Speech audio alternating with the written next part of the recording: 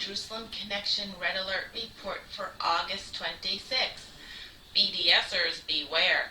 Boycott, divest, and sanction supporters. The recent historic and largely overlooked news story of August 2020 is the peace agreement between Israel and the United Arab Emirates.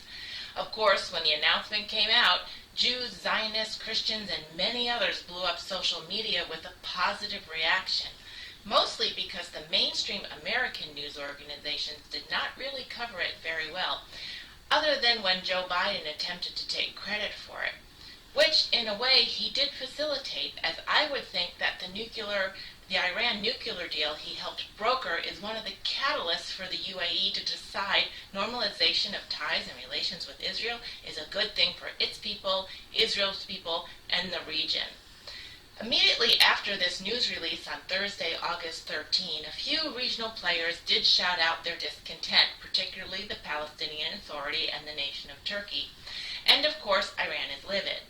News trickled out for several days after, though, that Egypt, Omar, Bahrain, and even Sudan and Lebanon may be on track to follow the UAE's lead in developing normalization of relations with Israel, or at least these nations have publicly acknowledged that thus far, this peace agreement is a good thing for the region and potentially good for them as well.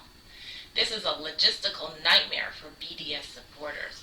This new deal is breaking forth agreements on trade and tourism, including direct flights between the UAE and Israel and direct working relationships for things like COVID vaccines and treatments, and other business deals, including the technology sector.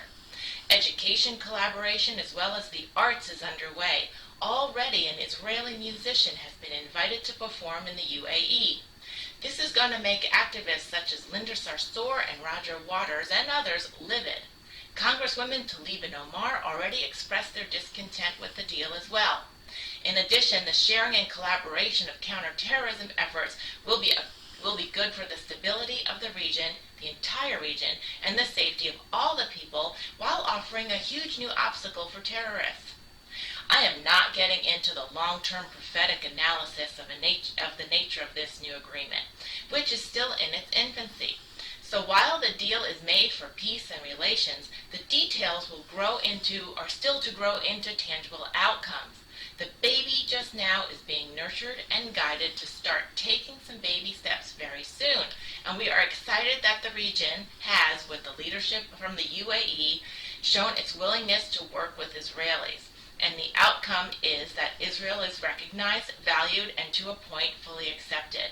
This also means that Arabs are coming out of the shadow of the popular Arab League mentality of hating Israel, refusing it to accept its presence, and denying its rights to exist, which has only defeated potential prosperity and peace in the past. The steps forward are going to be exciting to watch and certainly will be met with various setbacks along the way.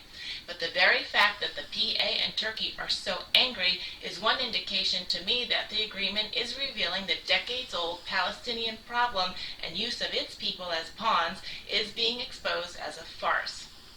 The saber rattling of Iran is also one more reason that Arab leaderships are realizing that Israel is an ally, not a foe. Neighboring countries are realizing that safety, peace, and prosperity can only come about through collaboration and partnerships that will, as JFK said it, would create a tide to raise all boats.